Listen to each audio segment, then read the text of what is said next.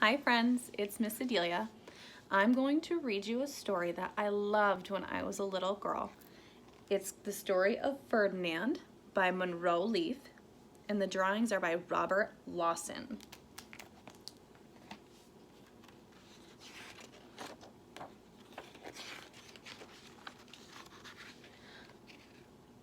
Once upon a time, in Spain, there was a little bull, and his name was Ferdinand. All the other little bulls he lived with would run and jump and butt their heads together. But not Ferdinand. He liked to just sit quietly and smell the flowers.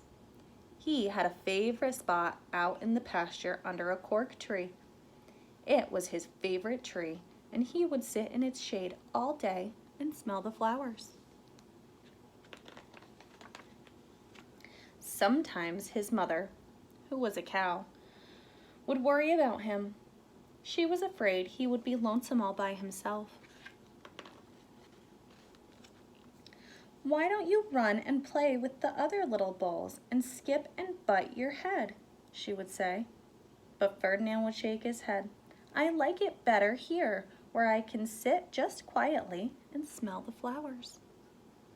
His mother saw that he was not lonesome, and because she was an understanding mother, even though she was a cow, she let him just sit there and be happy. As the years went by, Ferdinand grew and grew until he was very big and strong. All the other bulls who had grown up with him in the same pasture would fight each other all day. They would butt each other and stick each other with their horns. What they wanted most of all was to be picked to fight at the bullfights in Madrid.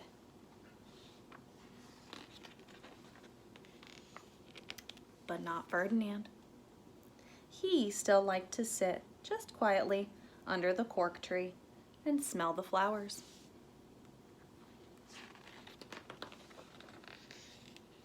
One day, 5 men came in very funny hats to pick the biggest, fastest, roughest bull to fight in the bullfights in Madrid. All the other bulls ran around snorting and butting and leaping and jumping, so the men would think that they were very strong and very fierce and pick them.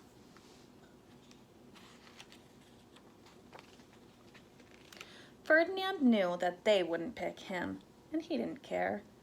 So he went out to his favorite cork tree to sit down.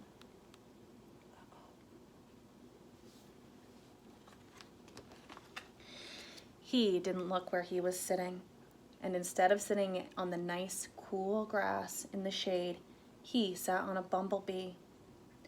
Well, if you were a bumblebee and a bull sat on you, what would you do? You would sting him. And that is just what that bee did to Ferdinand. Wow, did it hurt? Ferdinand jumped up with a snort. He ran around puffing and snorting and butting and pawing the ground as if he were crazy.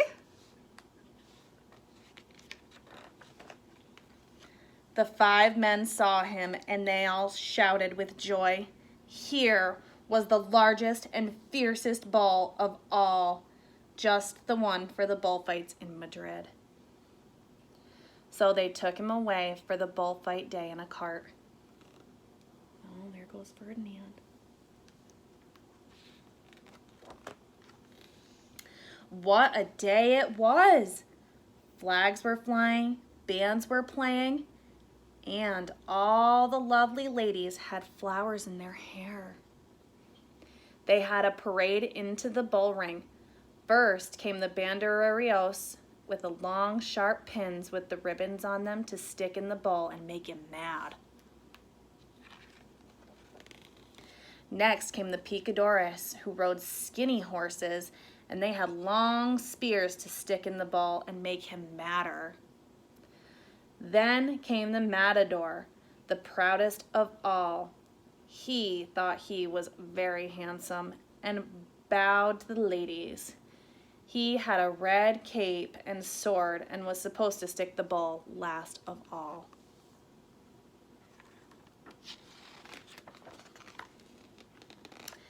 They called him Ferdinand the Fierce, and the banderilleros were afraid of him, and the picadores were afraid of him, and the matador was scared stiff.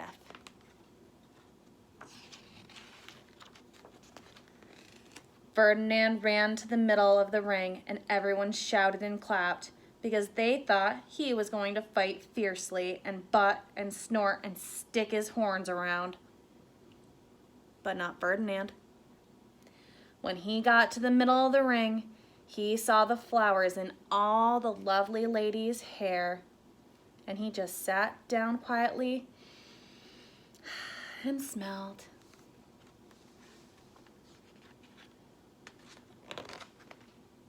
He wouldn't fight and be fierce no matter what they did. He just sat and smelled, and the banderilleros were mad, and the picadores were madder, and the matador was so mad he cried because he couldn't show off with his cape and sword. So they had to take Ferdinand home, and for all I know, he is sitting there still under his favorite cork tree, smelling the flowers just quietly, and he is very happy.